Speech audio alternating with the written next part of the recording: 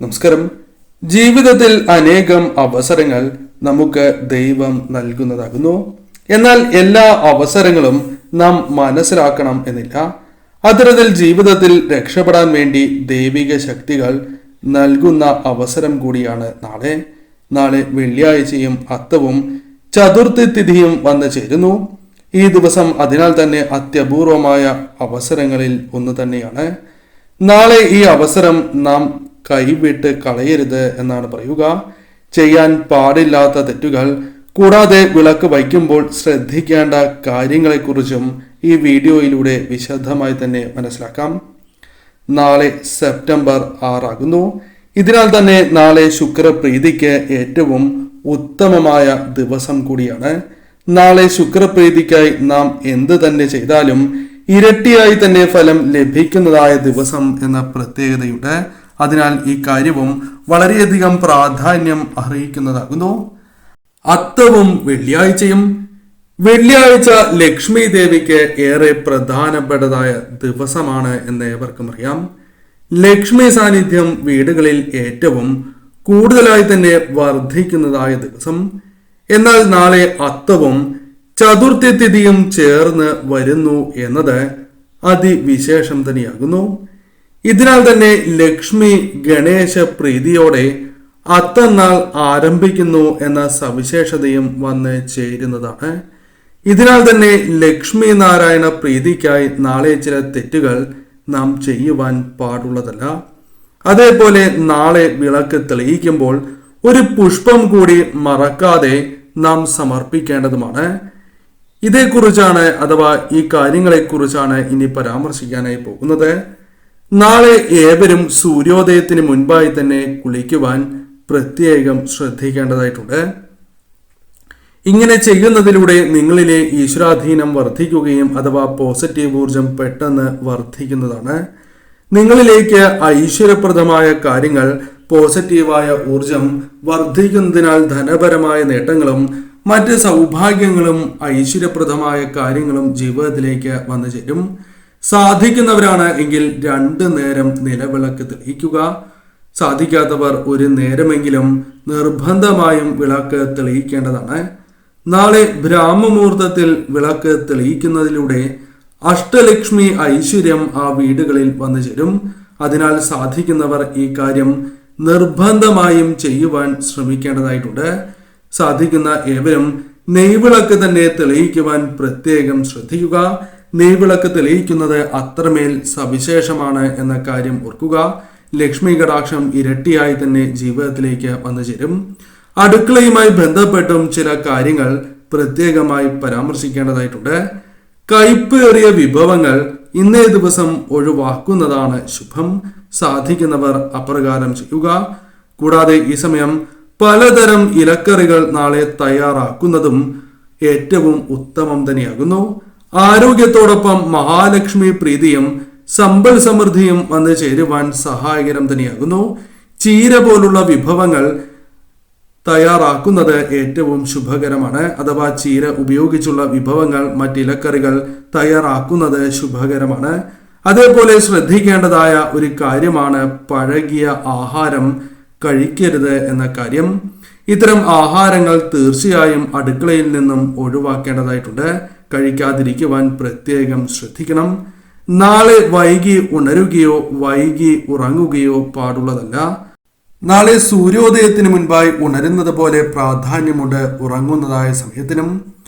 നാളെ രാത്രി 10 മണിക്ക് മുൻപായി തന്നെ ഉറങ്ങുവാൻ ഏവരും പ്രത്യേകം ശ്രദ്ധിക്കുക.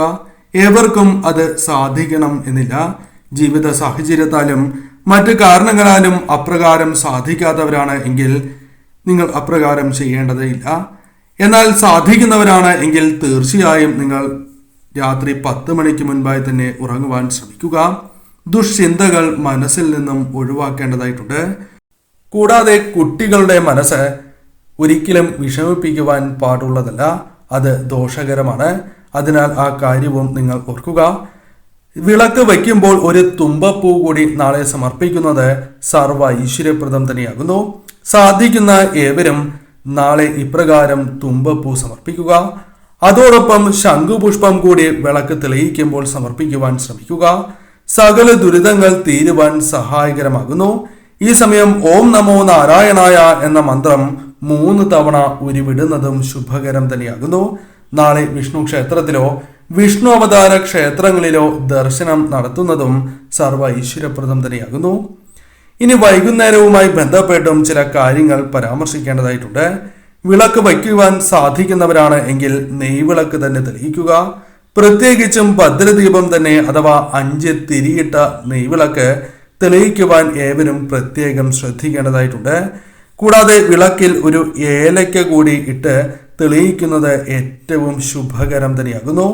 ഇവയുടെ സുഗന്ധം ആ വീടുകളിൽ നിറയുമ്പോൾ നെഗറ്റീവായ ഊർജം ആ വീടുകളിൽ നിന്നും ഒഴിവായി പോകും.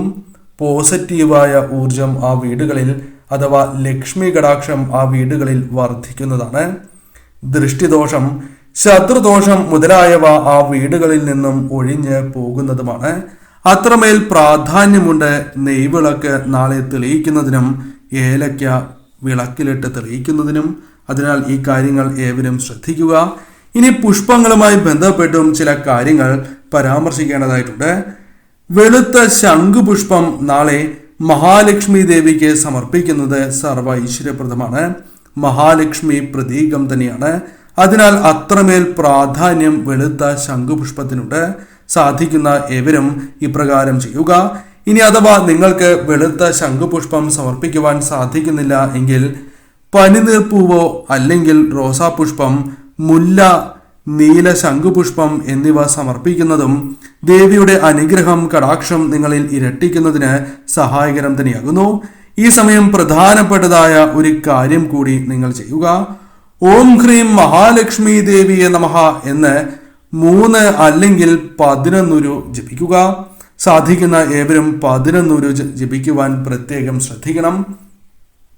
ഈ സമയം മഹാലക്ഷ്മി അഷ്ടകം പാരായണം ചെയ്യുകയോ കേൾക്കുകയോ ചെയ്യുന്നതും സർവ്വ ഐശ്വര്യപ്രദമാണ്.